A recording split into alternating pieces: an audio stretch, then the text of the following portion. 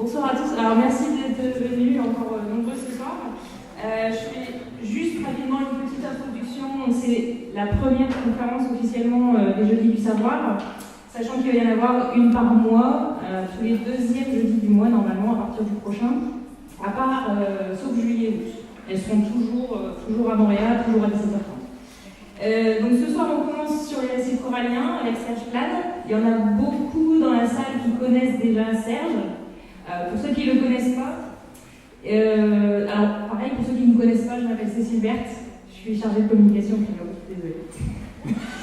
Et donc pour ceux qui ne connaissent pas Serge, il est directeur du CRIOB depuis un peu plus de 11 ans maintenant. Et avant d'être directeur du CRIOB, il est chercheur.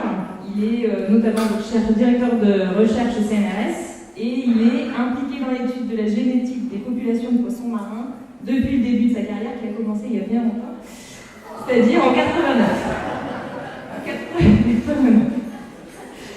Et donc ce soir, il va nous parler des récifs coralliens, il va aborder certaines problématiques liées à leur conservation et aussi vous montrer quelques images qu'on a rarement l'habitude de voir. Petit rappel avant de lui laisser la parole, merci d'éteindre ou de mettre vos portables en mode vibreur. Voilà. Serge. Merci Cécile. Oui, d'accord, j'essaie la technologie, on va essayer de faire comme il faut. Oui, donc, c'est jeudi du savoir. Alors, d'abord, on m'avait entendu la dernière fois, c'était dans une conférence qui était sur les requins, qui n'était pas tout à fait les jeudis du savoir, mais que l'on voulait, on sort, ça marche. Et je vous rassure, vous ne me verrez plus, parce que l'objectif, c'est justement que ce ne soit pas toujours moi qui présente, donc vous avez l'honneur, ou je ne sais pas quoi, ou la faiblesse de me voir pendant une fois, la dernière fois, vous allez me voir de nouveau cette fois-ci, et après, je vous rassure, je laisserai la main. C'était vraiment pour introduire et pour vous présenter un petit peu ces jeudis du savoir. Ces jeudis du savoir, en fait, c'est une... Alors, ça marche. Donc, ces jeudis du savoir, bon, c'est une initiative du CRIOB, donc le centre de recherche, pour les gens qui ne savent pas, CRIOB, Centre de recherche insulaire et observatoire de l'environnement, qui est donc en baie qui est sur Montréal depuis 1971, qui est en baie de Pouloup depuis 1981, et qui s'est doté donc depuis vraiment cette année, en fait l'année dernière, de cette salle dans laquelle vous êtes. Et cette salle, évidemment, elle a pour nous une vraie mission. La mission de cette pièce où vous êtes, cet amphithéâtre, c'est d'être un endroit où on va, je dirais, exposer la connaissance, exposer le savoir sur des domaines très différents. Et ces jeudis du savoir ne seront pas que sur des domaines qui sont liés aux récifs coralliens, liés à l'environnement marin. Ça va être des thématiques qui vont être très larges et très différentes. Et elle se veut un endroit où, je dirais, cette maison du savoir se veut être un endroit où, d'une part, il va y avoir des échanges entre scientifiques, il y aura des conférences scientifiques, je dirais, plus spécialisées, mais aussi ces échanges avec la communauté de l'île de Mooréa. Et c'est dans ce sens-là qu'on a vraiment voulu mettre en place ces échanges. Et il ne faut pas hésiter à le faire savoir. Si vous trouvez ça intéressant, vous savez que ça va être tous les deuxièmes jeudis de chaque mois. Et on va essayer donc d'avoir des sujets très variés et de commencer. Et le premier sur lequel on va commencer, c'est quand même le cœur de métier quelque part du CRIOB, c'est le récif corallien, c'est l'environnement corallien, et bien aussi c'est aussi quelque part le cœur aussi que l'on retrouve de la Polynésie, c'est la base de la plupart des îles de Polynésie, près de 80 atolls en Polynésie. Il n'existe que parce qu'il y a eu des récifs coralliens, et donc c'est quelque part le cœur. Alors les récifs coralliens, et là, je vais rentrer un peu plus dans le talk. Je ne vois plus les minutes, je ne sais plus où j'en suis. Donc c'est bon, on va dire que je suis dans les temps. Voilà. Les récifs coralliens, vous l'avez compris, hein, c'est des conférences qui se veulent très, je dirais, c'est pas formalisé. Certes, il y a des images, mais c'est informel et mon discours parfois se répétera, parfois sera peut-être pas tout à fait, je dirais, cohérent dans la continuité des idées, mais vous inquiétez pas, l'idée c'est que vous ayez un message au final sur ce que l'on connaît sur ces récifs coralliens. Alors ce que l'on imagine lorsqu'on voit les récifs coralliens, c'est d'abord la diversité de couleurs, comme vous avez ici, ça sont des images sur Mooréa, c'est également des diversités de formes, voilà, avec également des couleurs, des formes très variables. Vous voyez bien aussi la partie fluorescente de de ce organisme. Et on distingue d'ailleurs bien la partie la plus vivante, qui est le cœur de ce corail, sur lequel je reviendrai, et la partie moins vivante, qui est la partie du squelette, qui est beaucoup moins fluorescente, parce qu'il y a beaucoup moins de matière vivante, évidemment, dedans. Et vous avez cette diversité de couleurs que vous avez la nuit. Donc là, c'est si vous avez la nuit, d'une part, mais si vous avez la nuit avec une lumière levée, si vous avez la nuit comme ça, même avec une lumière normale, vous ne verrez pas grand-chose, mais si vous avez la nuit avec une lumière particulière, vous allez avoir ces couleurs assez surprenantes que l'on trouve dans les coraux. Et donc c'est aussi l'idée de cette présentation, c'est de vous faire appréhender le récif corallien sur des aspects plus surprenants ou moins habituels de ce que vous allez voir, même si vous mettez un masque. Et puis si vous allez à l'échelle du récif corallien, eh bien, vous allez voir ça. Ça, c'est une image, par exemple, en face de Tiahora, actuellement. Hein. On a cela à 2 ans, maintenant, c'est encore plus peuplé, donc encore plus de coraux vivants. Et puis, avec des techniques un peu nouvelles, on arrive, si j'arrive à le faire marcher, alors ça, comme c'est comme l'ordinateur, oui, ça marche. Voilà, très bien. Si j'arrive à le faire marcher, vous avez le récif corallien pris avec des images avec 2 caméras en même temps, qui nous permettent de le numériser complètement, qui nous permettent de le retracer. Et là, vous allez naviguer dans le récif corallien comme si vous étiez un poisson, je dirais, au niveau du récif corallien, comme si vous arriviez et que vous intégriez finalement toute la complexité de ce récif corallien. Vous voyez bien là la complexité des formes, la complexité des couleurs, la complexité des zones qui sont vivantes, des zones qui sont mortes, évidemment, ou du moins mortes, dans lesquelles ils ne sont pas colonisées par du corail en lui-même. Et donc vous avez ce type d'image que l'on arrive à reconstituer. Là, c'est un récif qui est sur l'extérieur au niveau de la zone Gendron, au niveau de la Pythie, du début de la zone de la Pythie. Je vous montrerai tout à l'heure également un récif du côté de Tiahora également. Ça me permet, ces images-là me permettent de comprendre la structure interne d'un corail vue par finalement sous un autre angle, c'est-à-dire de ne plus être sur un angle en 2 dimensions, donc je dirais XY, mais d'être dans cet angle de cette 3e dimension, donc de cette verticalité, et d'appréhender finalement, au travers de cette verticalité, toute la complexité du récif corallien, toute la complexité des formes que l'on a. Parce qu'évidemment, si vous le voyez par-dessus, ben voilà comment vous le voyez, et vous avez vu que vous aviez une image un peu différente.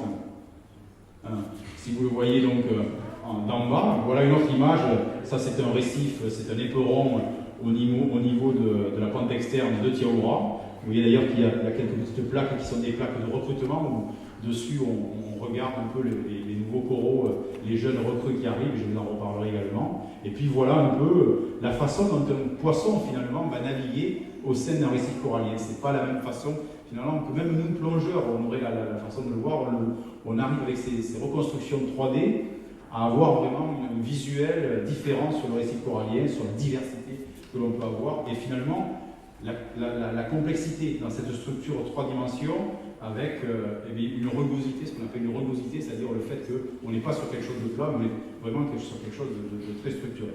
Voilà un petit peu le type d'image original aussi dont est l'objectif de ce type de présentation, vous montrer finalement un récif ou des éléments sous un angle différent de ce que vous avez l'habitude de le voir. Donc voilà.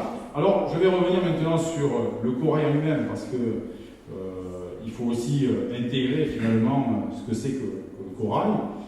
Donc le corail, en premier lieu, le corail, bien c'est ça, quand vous le regardez de très près, c'est ces espèces alors je ne sais pas si j'appuie sur le bon, évidemment non, je n'appuie pas sur le bon, celui-là c'est bon.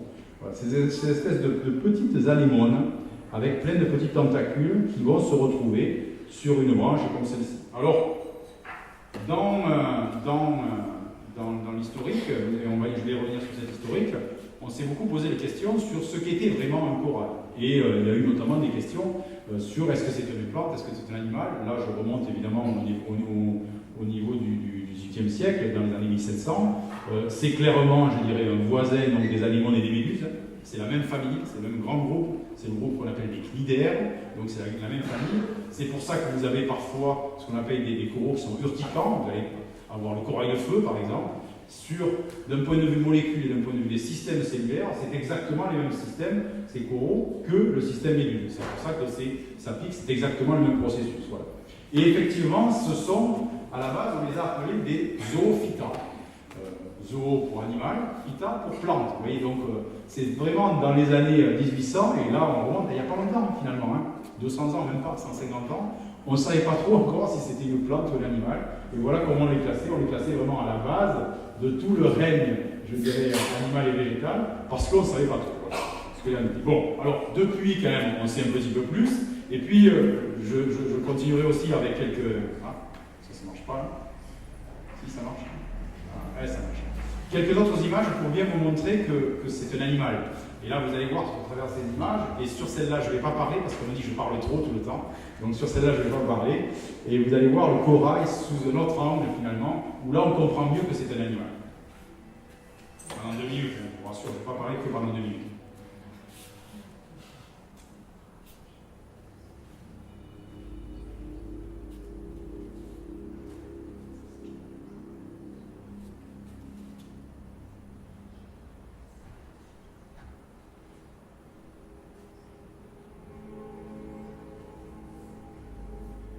Les images, les couleurs que vous avez là, ce ne sont pas des couleurs qui ont été reconstituées, je dirais, artificiellement par des ordinateurs numériques. Ce sont les vraies couleurs des coraux, effectivement éclairées avec tout le spectre, c'est-à-dire à la fois le spectre de lumière naturelle et le spectre aussi de lumière UV. C'est-à-dire que vous avez un mélange lumière naturelle et lumière UV. C'est ça qui permet de retracer l'ensemble finalement de la couleur, de la perception.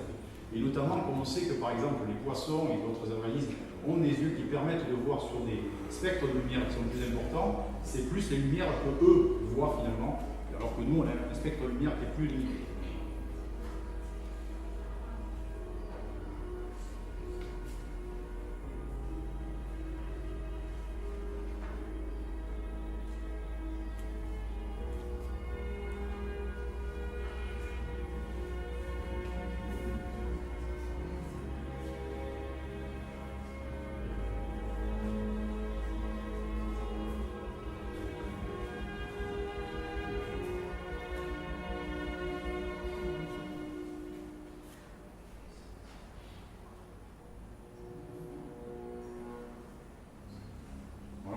Des images qui sont vraiment dans l'infiniment petit, puisque là vous avez une corolle comme ça de corail, ça va mesurer environ 8-10 mm, quelque chose comme ça. Donc on est dans quelque chose qui est vraiment grandi de façon importante.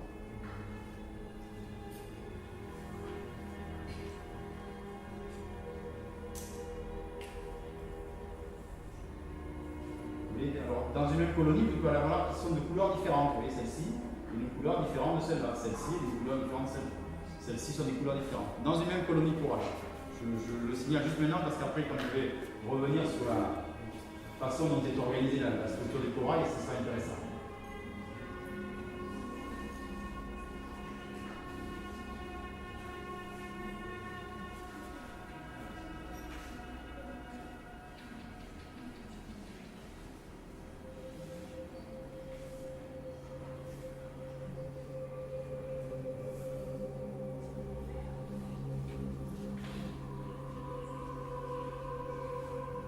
Sur des images évidemment qui sont un petit peu accélérées, mais pas énormément, un petit peu.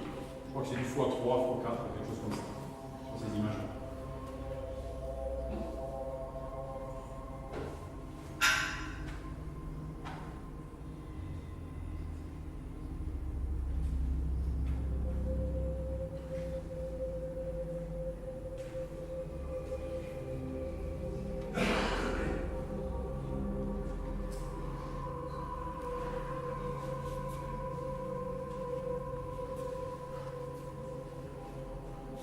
Voilà, donc ça c'était pour vous montrer que le corail, c'est vraiment un organisme vivant. Et là d'ailleurs vous avez une colonie corallienne avec effectivement tous les différents polypes. C'est comme ça que l'on appelle, je dirais, chacun de ces individus. Ce qu'il faut savoir et qui caractérise le corail également, c'est que c'est un animal qui vit, alors c'est un autre terme, je dirais un peu plus compliqué également, c'est un animal qui vit dans une symbiose. Ça se connaît, on connaît quand même la symbiose. C'est un animal qui vit avec une symbiose, et la symbiose de cet animal, c'est avec une plante. Donc voilà, ce sont ces petites bulles que l'on voit dans cette tentacule. Donc vous voyez, le corail, vous l'avez à côté, vous avez ces tentacules. Là, vous avez une des tentacules qui est grossie donc, de façon significative. Et chacune de ces bulles, qui fait 0,01 mm, vous avez compris que c'est quelque chose de relativement petit, et bien chacune de ces bulles est une algue unicellulaire. On appelle ça une zooxanthelle, en termes je dirais, scientifique. Et cette zooxanthelle, vous allez jusqu'à 1 million de zooxanthelles par centimètre carré de corail. Ça vous donne une idée sur les densités qu'il peut y avoir. Et cette algue, elle est essentielle pour le corail, pour les coraux qui ont cette symbiose, parce qu'elle produit environ 90 à 80%, 15% de son énergie.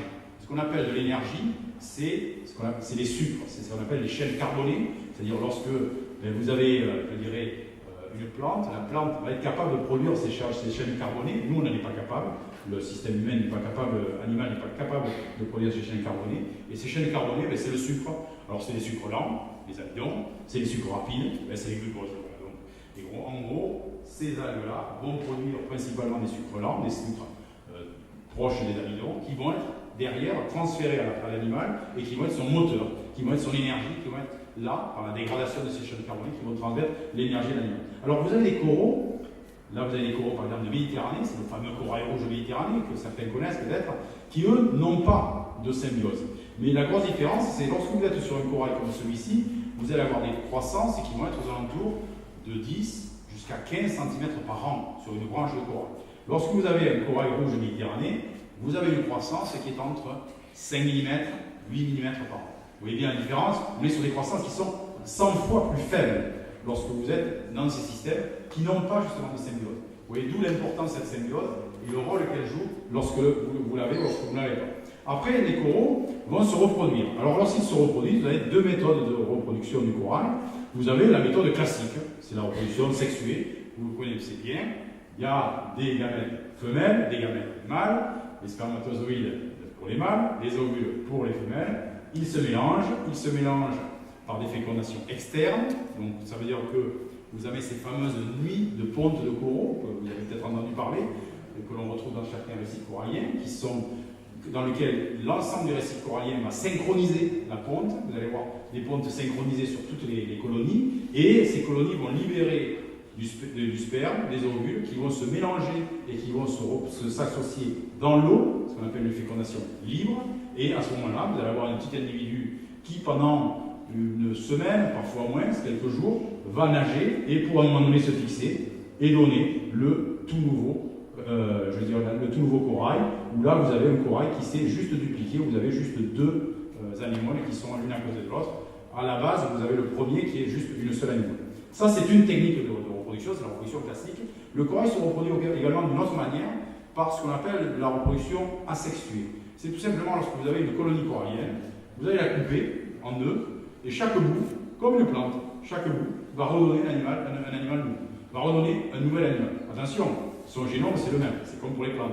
Lorsque vous coupez un bout d'une branche et que vous la replantez et qu'elle repart, le génome de cette branche, c'est la même de l'arbre que vous avez donné. Là c'est pareil, les boutures que vous avez qui sont issues par exemple celle-ci d'une même colonie, c'est évidemment toutes les mêmes, et je vais revenir. Donc, cette capacité, je dirais, à se dupliquer, c'est finalement une des caractéristiques premières du corail, c'est qu'on est sur des colonies de clones. Alors, le clone, on entend parler beaucoup dans la guerre des étoiles, mais au niveau du corail, qu'est-ce que c'est exactement? Hop là, évidemment, je ne savais pas, là ça marche aussi, ça aussi. Ah, ça marche comme ça aussi.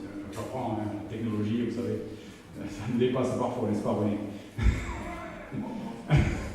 Donc, ça c'était un private. Donc là, vous avez finalement un animal, c'est donc une anémone, le petit corail, le polype, et là vous en avez un deuxième. Et dans cette colonie, finalement, la génétique de cet individu et de cet individu, c'est la même, c'est exactement la même, parce qu'il s'est dupliqué. C'est pour ça qu'on dit que c'est des clones, c'est parce que finalement, leur potentiel génétique, c'est exactement le même. Et donc vous avez une colonie ici, faite d'une centaine de polypes, qui sont tous les mêmes génétiquement. Donc, après, la question est de savoir s'ils ont la même base génétique, mais est-ce qu'ils vont exprimer les mêmes gènes? Vous savez que dans votre corps, selon qu'on va vous mettre pendant 15 jours à une température de 5 degrés ou pendant 15 jours à une température à 30 degrés, vous allez exprimer, votre réaction va être relativement différente et votre corps va s'habituer à ces températures différentes. C'est pareil, lorsque vous avez une colonie comme ça, si vous avez des polypes qui sont moins éclairés que d'autres, certainement que leur expression génétique va être différente, mais le génome qui est à l'intérieur, c'est le même.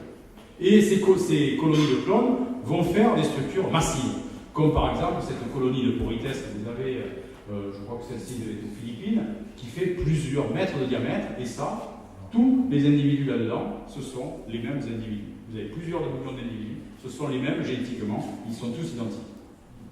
Et puis, ces colonies associées les unes aux autres vont faire ce qu'on appelle les plus grosses constructions vivantes que l'on a sur la planète. Là, il n'y en a pas d'autres. Ça va être la grande barrière du corail, mais j'aime toujours à dire que ce n'est pas la seule endroit où il y a beaucoup de coraux. Vous avez la grande barrière de Nouvelle-Calédonie, qui est quand même assez importante. Vous avez aussi toute la barrière que l'on a au niveau de Belize et Mexique, dans la Caraïbe, qui est également très important. Et ce sont parmi les seules constructions vivantes que l'on voit d'ailleurs dans l'espace au niveau. Donc vraiment un rôle prépondérant, et je vais revenir. Alors les récifs coralliens, c'est donc ce qu'on a dit, la plus grande construction que l'on a sur Terre, c'est près de...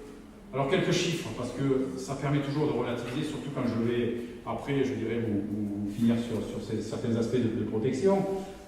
300 000 km², on s'en fout du nombre exactement, mais c'est surtout 0,2% de la surface de l'océan. C'est rien, c'est une épingle dans l'océan, mais c'est 30% de la biodiversité de l'océan. C'est-à-dire que d'un point de vue conservation, lorsque vous conservez 0,2% de la planète bleue, des océans, ce qui représente, je dirais,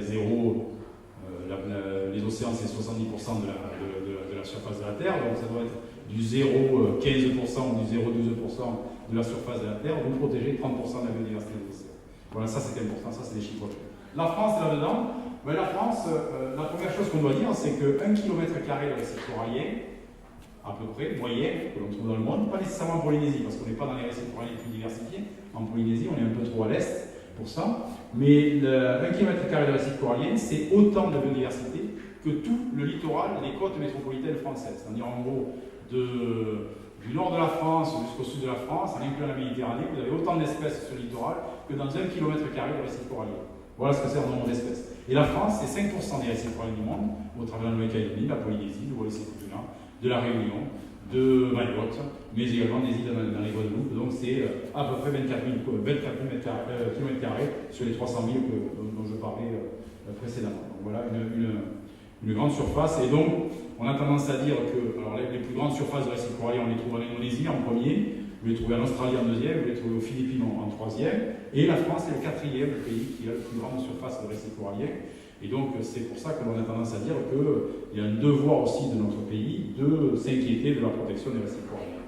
Alors les récifs coralliens, c'est un écosystème qu'on appelle multiservice. Les gens ils y pêchent, les gens ils vont y plonger, ils font du tourisme, les gens vont utiliser la barrière ici comme une protection, parce que si vous n'aviez pas la barrière de récifs coralliens ici, vous ne pourriez pas avoir les bungalows sur pilotis que vous avez, vous ne pourrez pas avoir les habitations qui sont à 10 mètres de la plage ou à 20 mètres de la plage et qui en profitent. D'ailleurs, si elles sont à 20 mètres de la plage, je ne suis pas sûr qu'elles sont illégales, mais bon, ça c'est notre aspect dont on pourrait parler dans le cadre du PGEM. Mais ça c'est notre aspect, voilà. Mais on a tendance à dire que, enfin, les estimations au niveau économique considèrent qu'il y a à peu près 500 millions de personnes, 8% de la planète, qui vivent directement de ressources issues du récif corallien, que ce soit de la pêche, que ce soit du tourisme, que ce soit d'autres activités associées qui sont donc une ressource relativement importante. Les récifs coralliens sont menacés, et là je vais continuer une grande partie de ma présentation là-dessus. Les récifs coralliens sont menacés. Ils sont menacés par on classe en deux grandes catégories ces menaces. On les classe d'une part dans ce qu'on appelle les catégories des menaces locales. Locales, c'est-à-dire régionales, c'est lorsque vous avez un port qui se développe. Vous connaissez bien celui-ci, voilà, vous l'avez. Donc vous avez un port qui se développe dans les années 60, vous avez un port qui s'est tel qu'il est maintenant dans les années 2000. Bon, voilà, vous voyez bien que tous ces récifs qui étaient là, cela n'existe plus. Il y a du béton dessus, vous inquiétez pas, ils pousseront plus. Mais ça peut être des développements de type côtier divers et variés. J'ai pris les ports de la Polynésie, je pourrais prendre un port à Hong Kong, un port aux Philippines, un port en Indonésie, nous aurions exactement les mêmes résultats. Lorsque vous mettez du béton sur les récifs coralliens, ça ne fait jamais de bien. Donc, on a tendance à dire de ce fait qu'il y a à peu près, et principalement dû à ces menaces locales, 20% des récifs coralliens actuellement qui ont d'ores et déjà disparu. Cela n'existe plus, ils ne sont plus sur notre planète, c'est réglé. Cela, le compte ne reviendra pas de cela, parce que comme vous avez bétonné dessus, ça ne va pas revenir. Et on considère actuellement qu'il y en a à peu près 25% qui sont dans un problème de gestion et une situation en termes de protection qui est relativement alarmante. Voilà. Parallèlement à ces menaces à petite échelle, vous avez ce qu'on appelle des menaces plus diffuses à grande échelle qui sont associées au changement climatique. même si certains de nos grands présidents, voilà, dans la salle, il y en a quelques-uns qui sont de ces pays-là, voilà. Mais certains de nos grands présidents considèrent que le changement climatique est une grande illusion. Bon, il n'en déplaise que les températures augmentent, il n'en déplaise que le niveau de la mer monte, et qu'il faut se poser la question sur ces différents aspects et l'impact que ça peut avoir sur le récif corallien. Et donc je vais vous parler aujourd'hui principalement de deux aspects qui sont l'aspect de la montée des niveaux marins, est-ce que c'est un mythe ou une réalité par rapport au récif corallien, et de l'aspect sur l'augmentation de la température et les impacts sur les récifs coralliens. Je ne vous parlerai pas de l'acidification, même si c'est un problème qui est largement étudié et débattu, parce que l'acidification, évidemment, vous avez une eau qui est un peu plus acide, donc vous avez des problèmes de calcification. Le récif corallien, c'est un squelette, je ne l'ai pas dit. Voilà l'élément le plus important que j'ai oublié, c'est que le récif corallien, le corail, pardon, c'est un système, je vais utiliser un terme qu'aiment bien les jeunes de nos jours, c'est un système qui a un exosquelette. Donc en gros, eh bien, vous avez un animal qui n'a pas de squelette interne, mais il a un squelette externe. C'est tout simplement qu'il a simplement des parois et une calcification qui se met autour et qui va le protéger finalement de l'environnement, comme l'escargot. L'escargot, c'est une coquille, la coquille d'un escargot, c'est un exosquelette. La carapace que crée le corail autour de son animal, c'est un exosquelette. C'est le même système, je dirais, en termes physiologiques. C'est d'ailleurs assez proche des calcifications. Évidemment, quand vous êtes dans un système plus acide, ces calcifications se font moins bien. Et on peut se poser la question sur la capacité de croissance du récif corallien dans des eaux qui vont être un petit peu plus acides. Alors attention, les eaux un peu plus acides, actuellement les eaux océaniques sont aux alentours de 8,1, 8,2 dans les zones les plus basiques. Donc on est sur des eaux océaniques qui sont basiques, qui ne sont pas à pH 7, qui ne sont pas à pH équilibré. Lorsqu'on parle de l'acidification des océans, on parle des pH qui seront aux alentours de 7,9, voire 7,8 en 2100. Et ce qui fait dire que les problèmes actuellement liés à l'acidification, c'est des problèmes que l'on va réellement voir en 2100. Les problèmes liés à la montée des océans ou à l'augmentation de la température, cela on va les voir dans 5 ans, dans 10 ans, dans 15 ans. On ne va pas les voir dans 2100. Donc il y en a peut-être qui sont plus urgents que d'autres en termes de présentation. Et c'est pour ça que je vais vous présenter ces deux-là. Donc lorsque l'on parle de montée du niveau marin, évidemment, on s'inquiète parce que les images que vous avez lorsque vous parlez de montée niveau marin, c'est d'abord des images de ce type-là. Évidemment, on voit tous ces images-là, des images de ce type-là. Alors, ce qu'il faut savoir, c'est que l'accrétion d'un récif, actuellement, c'est 1 à 4 mm par an. C'est-à-dire la montée d'un récif corallien, mesurée en moyenne, c'est 1 à 4 km par an. La montée du niveau marin actuel, telle qu'elle est évaluée, c'est 6 à 9. Alors là, vous voyez de suite, il y a un déséquilibre. En gros, vous avez 5 à 6 mm de différentiel. Donc l'eau monte plus vite que ce que le corail monte. Mais est-ce que réellement, ça, c'est suffisant pour considérer que, par exemple, les atolls ou que les littoraux vont être submergés sur 50 ans ou sur 50, 60 ans à venir? Alors évidemment, lorsqu'on parle de montée du niveau marin, les images qu'on vous montre toujours, c'est celle-ci. Ou celle-ci. J'en ai choisi au hasard. Ou celle-ci, évidemment. Celle qu'on vous montre au moins, c'est celle-ci. Alors pourquoi je vous montre moi celle-ci?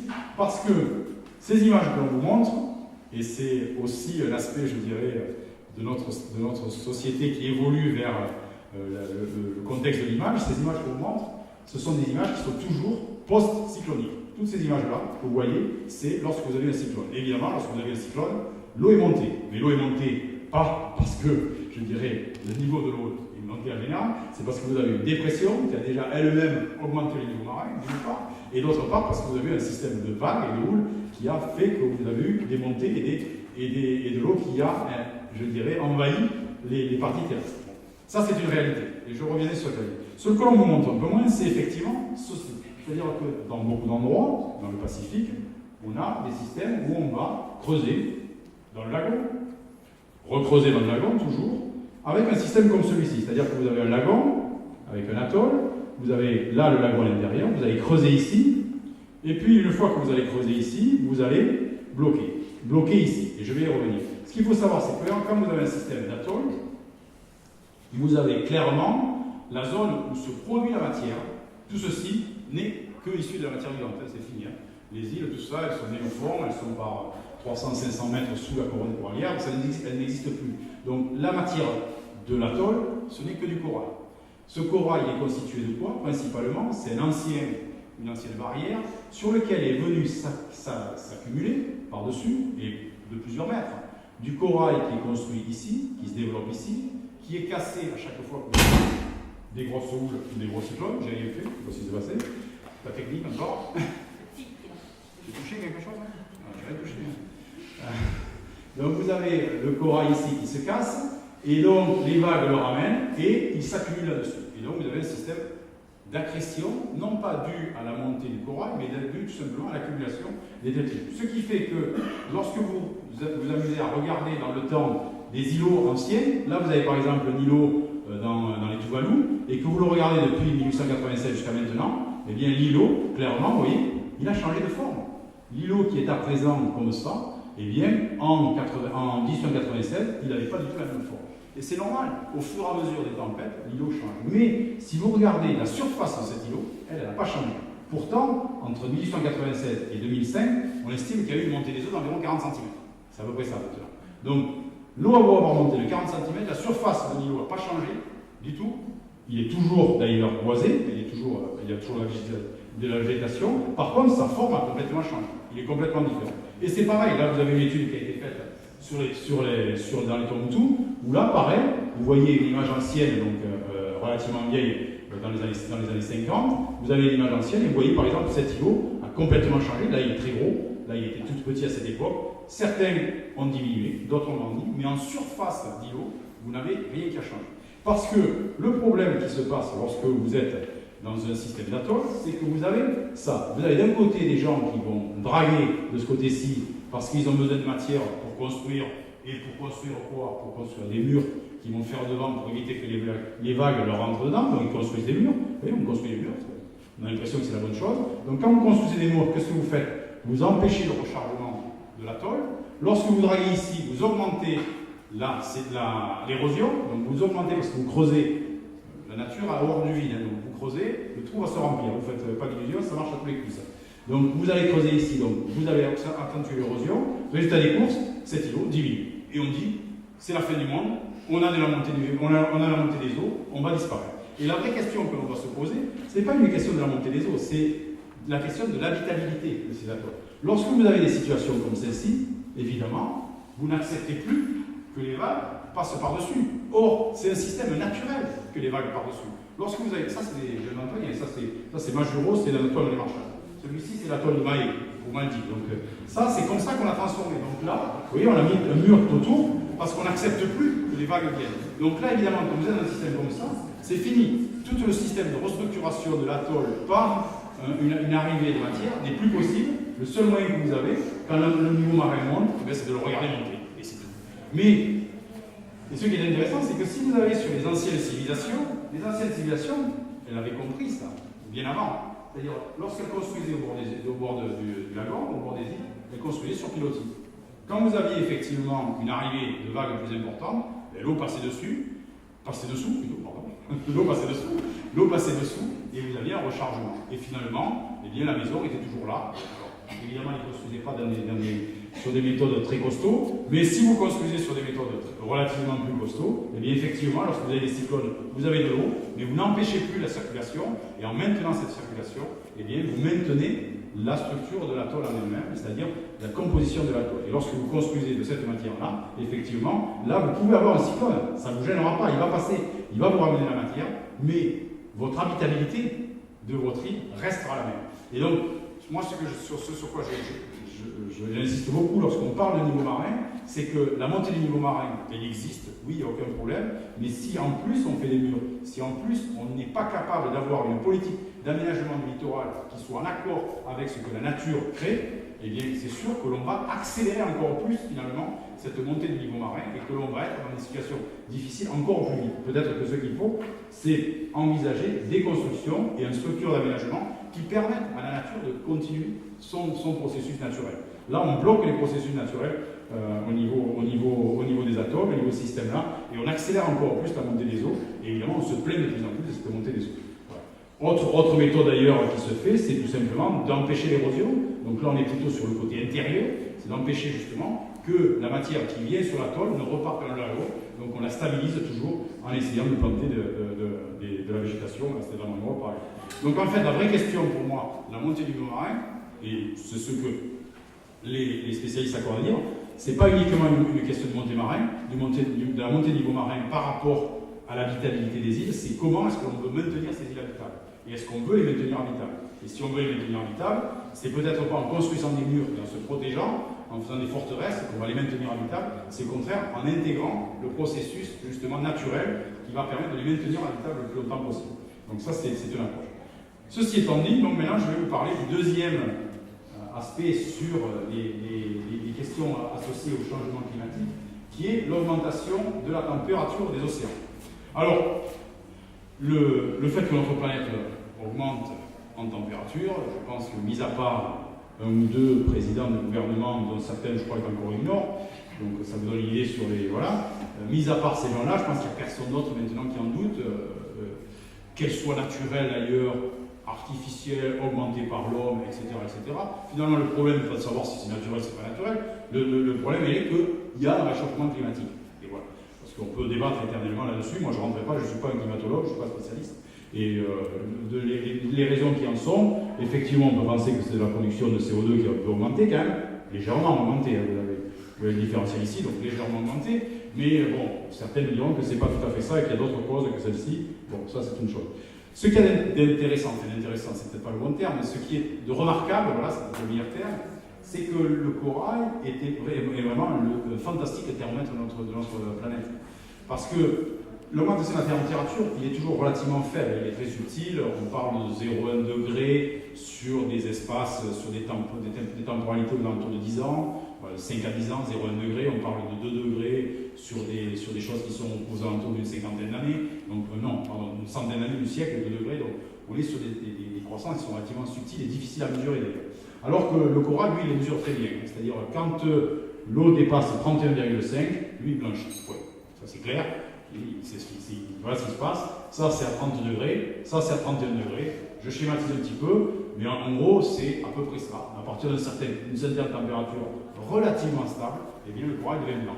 C'est fantastique, ça se voit bien. Le corail blanc, oui, ça se voit bien. Le problème, c'est que quand vous avez un corail blanc, le processus qui s'est passé derrière ça, c'est parce que le corail, à ce moment-là, dans un stress de température, comme d'autres stress d'ailleurs, si vous le mettez dans de l'eau douce, également, vous allez avoir ce même stress. Donc, face à ces stress, il ne reconnaît plus l'algue, sa partenaire, cette fameuse zooxanthelle, comme étant une partenaire. Et donc, il l'expulse, ou même il la digère d'ailleurs, il faut avoir un peu des deux au passage.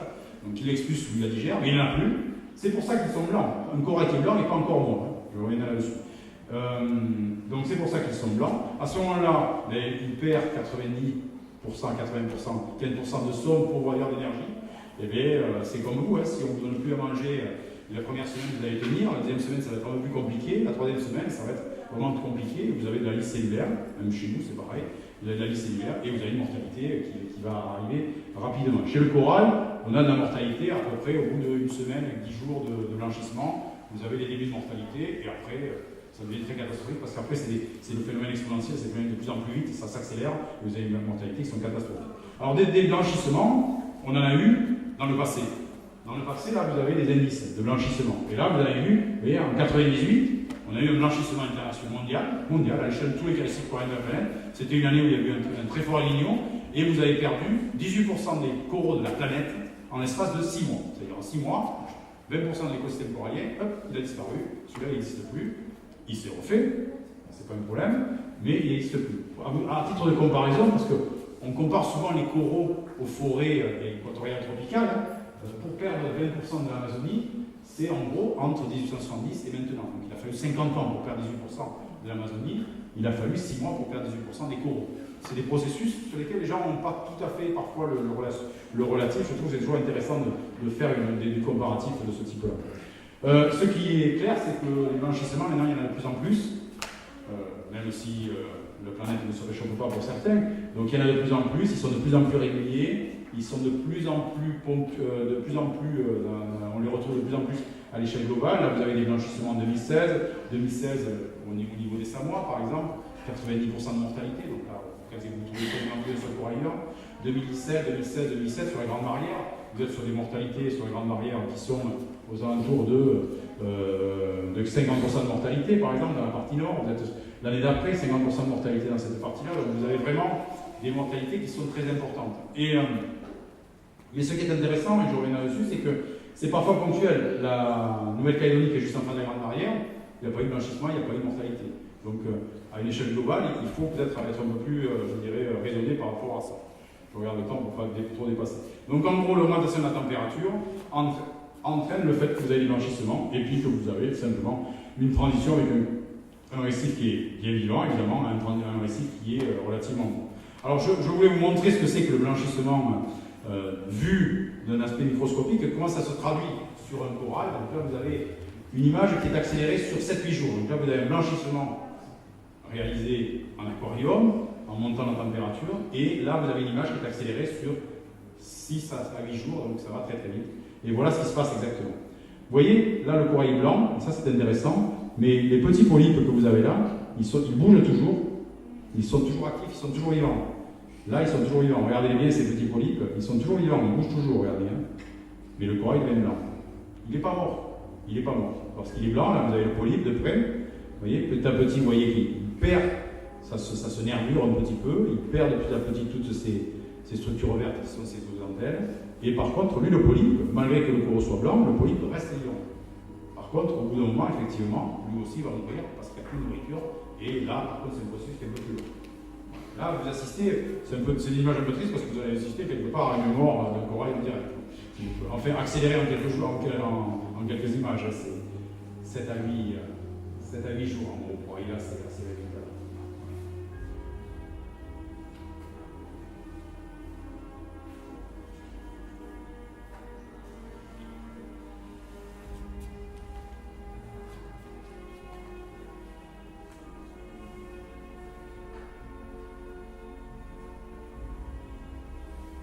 Donc voilà un petit peu ce qu'il en est. Alors pour finir, parce qu'il faut quand même rester d'abord sur des notes qui ne soient pas nécessairement négatives. Moi je ne suis pas quelqu'un qui est sur des notes négatives en principe. Et d'autre part pour faire peut-être j'aère un peu, parce que là moi j'ai chaud. Hein. Je ne sais pas vous, mais moi j'ai chaud. Vous êtes sous les ventilateurs, moi non. Donc, voilà. Et je voulais vous parler un peu d'un travail qu'on a fait très récemment, hein, parce que quand j'ai très récemment, il est tout juste sortir en fin d'année dernière, sur l'état un peu des récifs coralliens dans le Pacifique.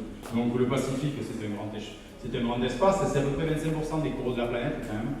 C'est un cas. C'est de nombreux territoires, 23 pays différents, vous avez ici les ZE, et près de 66 000 km de récifs coralliens, donc assez important. On s'est intéressé à regarder dans toutes ces zones-là, et dans tous ces endroits-là, toutes ces îles, des séries temporelles pour voir un peu quelle avait été l'évolution du corail sur une dizaine, une quinzaine, une vingtaine d'années.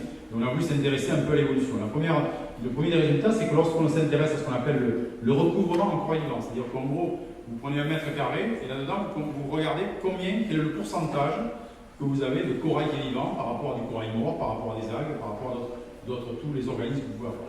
Et donc ce pourcentage, en moyenne, il est dans le Pacifique aux alentours de 25%. Et finalement, depuis 1990, ça fait quand même à peu près 25 ans, il est relativement stable. Donc l'idée selon laquelle les récifs coralliens sont en train de disparaître, il faut peut-être un peu se calmer sur cette idée-là. Et peut-être qu'il faut revenir en arrière. Non, c'est pas la fin du monde. Non, c'est pas la fin des coraux sur notre planète. Mais il y a quand même un petit peu de signes là où ça diminue un petit peu, mais ça reste encore tout à fait, je dirais, relativement acceptable. Ce qui est intéressant, c'est que lorsqu'on s'intéresse à 3 grands groupes de coraux, vous avez en gros les acropores, c'est les coraux branchus, les cornes de cerf. Vous avez en gros les possilopores, c'est celui que vous avez derrière, c'est les choux-fleurs. Et puis vous avez en gros les porites, ce sont eux les coraux massifs, les coraux durs, ceux qui font des grosses boules comme celui que j'avais montré qui était très vieux. Et bien ce que vous voyez, c'est que les acropores, en gros, elles sont stables. Les possilopores, les choux-fleurs, ils diminuent. Et les porites, ils augmentent. Ce qui est clair, c'est que vous avez un turnover dans la structure même du récif corallien. Ce n'est plus les mêmes espèces qui vont dominer et qui sont en train de dominer dans les années à venir. Et ça, c'est important, et surtout lorsqu'on s'intéresse aux porites, c'est que vous avez vraiment une vraie augmentation. C'est-à-dire que vous êtes sur un groupe qui ne représentait presque rien dans les années 90 et qui maintenant représente presque 15% sur les 25% de recouvrement. C'est-à-dire qu'il représente presque 50% des coraux que vous avez dans un récif corallien. Là, vous avez un changement profond. Le changement profond, parce qu'il faut le visualiser, c'est quand vous passez de coraux de ce type-là, ça c'est des branchus, Voilà, c'est des coraux de ce type-là. Ça, c'est des corytès. Voilà la différence qu'on va avoir. Alors, les gens vont me dire, oui, mais c'est pas grave, on a toujours 25% de coraux. Mais le problème, c'est qu'un corail, un récif corallien comme celui-ci, il a une fonction pour les poissons, pour les organismes qui sont autour, et pour le pêcheur derrière, et pour nos services à nous, qui n'est pas du tout le même que lorsque vous avez des coraux comme ça. Et là, vous avez ce qu'on appelle une perte de diversité, c'est-à-dire que vous avez des espèces clairement qui ne sont plus adaptées à des coraux qui deviennent de plus en plus uniformes, qui deviennent de plus en plus comme ça. Donc, oui, on garde encore nos coraux. Non, on ne les garde pas exactement à nos récifs comme ils sont, on les a et ils se transforment, ils se changent. Et ça, c'est clairement dû à l'impact du récif corallien parce que ces espèces-là sont beaucoup plus fragiles au réchauffement climatique. Et vous avez vu, d'ailleurs, que les images que vous avez montrées de blanchissement, c'était que sur des espèces branchues, que ces espèces-là, par contre, sont beaucoup plus résistantes au blanchissement. Et donc, c'est celles que vous trouvez maintenant. Donc, on est vraiment dans une transformation des récifs coralliens. Voilà, ça c'était un peu ce message que je voulais vous transmettre, sur le dire, ce que vous entendez sur les récifs coralliens sont en train de disparaître. Moi, je pense que ça, c'est pas juste scientifiquement. Les récifs coralliens sont surtout en train de changer. Et ce changement va avoir des répercussions importantes après sur les usages que l'on va avoir sur ces récifs coralliens. Alors, comme je ne veux pas rester, ça se finit bientôt, et que je ne veux pas rester sur des notes négatives, et que d'anciens professeurs m'ont toujours dit, je l'ai lu par ailleurs, que l'on protégeait toujours bien et mieux ce que l'on trouvait beau. Et voilà, vous voyez, un beau tableau, on va y mettre beaucoup d'attention, donc ce que l'on trouve beau, on le protège mieux. Donc j'ai voulu finir cette présentation par quelques belles images, pour vous rappeler que cette année, c'est l'année internationale des récifs coralliens, 2018, ce qu'on appelle International Year of the Reef, voilà, année internationale pour les récifs coralliens, c'est 2018. Et c'est amusant parce qu'il n'y a pas longtemps, on m'a dit alors qu'est-ce que vous pourriez faire, qu'est-ce que moi je pourrais faire en tant qu'individu, en tant que citoyen, pour protéger les coraux dans cette année spéciale sur les récifs coralliens. Je vous avoue que je n'ai pas su quoi répondre de suite parce que ce n'est pas forcément facile, parce que c'est une action que l'on attend plus communautaire que l'individuel, mais je pense qu'il y a des choses que l'on peut faire individuellement, des choses que l'on peut faire individuellement, comme je disais, vous êtes un touriste, vous allez sur le récif, évitez de marcher sur un corail avec des palmes, c'est une base, c'est une chose, évitez de marcher sur du corail avec vos chaussures, c'est une autre base, évitez de jeter un plastique dans la mer, c'est une autre base, soyez citoyens, je dirais en règle générale, et soyez citoyens. Soyez citoyens dans vos actes, je pense que c'est déjà un acte important. Et donc pour rester sur quelques images un peu jolies, voilà ce qui est beau et ce qu'on espère et ce qu'on pense qu'il faut qu'on protège. Voilà ce type de coraux, vous voyez avec des grosses diversités. Ça c'est des coraux en Papouasie par exemple, Papouasie-Nouvelle-Guinée. Ça aussi c'est des coraux en Papouasie-Nouvelle-Guinée. Vous avez des coraux similaires en Polynésie, ça c'est plus ici. Voilà ce qui est beau et ce qu'il faut qu'on protège. Voilà d'autres images de ce qui est beau et de ce qu'il faut qu'on protège, je pense. Ça fait partie des images, je trouve, que la nature nous donne, et des images un peu merveilleuses que la nature nous donne, et il faut qu'on essaye de les protéger. Voilà ce qu'il faut essayer de protéger. Ça, c'est l'image, effectivement, que vous avez pour la présentation aujourd'hui. Mais ça, c'est une autre que je vous ai à montrer. Je pense que ça, ce sont des images qu'il faut qu'on essaye de protéger. Ce sont des images qu'il faut qu'on essaye d'avoir au travers de gestes citoyens un petit peu de la protection. Nous, en tant que CRIOB, notre objectif, c'est de mieux les faire connaître. Notre objectif, c'est de vous communiquer et de donner, je dirais, à la fois aux décideurs les éléments sur comment est-ce qu'il faut préserver en termes de décisions politiques, mais il y a aussi, je dirais, la science citoyenne, la science participative. Cette science citoyenne, cette science participative qui est d'aider, je dirais, le scientifique à lui montrer quand il y a des événements exceptionnels qui se passent dans un récif corallien, qui est aussi dans l'aspect, je dirais, l'action citoyenne de protection qui y est. Donc voilà les images que l'on souhaite protéger. Ça, ce sont des poissons, des coraux encore. Voilà la diversité que l'on a dans un récif corallien. Et je pense que c'est ça, tout ça qu'il faut essayer de protéger. Et je vous remercie de votre attention.